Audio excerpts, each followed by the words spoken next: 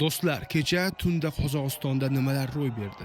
Albatta, ko'pchilik kutgan o'sha afsonaviy Real Madrid klubi Qayrat jamoasiga qarshi Chempionlar Ligasi doirasidagi o'yin uchun Qozog'istonga yetib keldi do'stlar. Kecha tunda albatta minglagan qozog'istonliklar kutib oldi, avtobuslarni o'rab olishdi, dahshatli atmosfera boshlandi va o'yinga qiziqish juda ham kuchli Qozog'istonda va O'zbekistondan ham ko'pchilik borishni niyat qilgan. Albatta, biletlar narxi anchayin qimmat, ya'ni shu $300 atrofida deyishyapti va qo'lga chiqib ketgandan keyin tabiiyki Qozog'istonda ham bugun qimmat bo'ladi, bugun erta.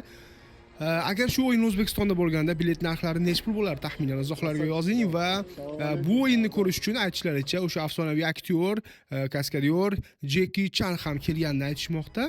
Qayrat va Real Madrid o'yinini tomosha qilish uchun u stadionga kiradi. Va ba'zi faktlarga ko'ra film olish uchun Qozog'istonga kelgan. Nima bo'lgan taqdirda ham xullas Qozog'iston bugun erta diqqat markazida. Olmata, Qayrat, biz sizlar bilan. O'zbekiston, Qozog'iston bir xalq, bir el. Olg'a Qozog'iston, olg'a Qayrat. Omad, sensatsiya kutamiz.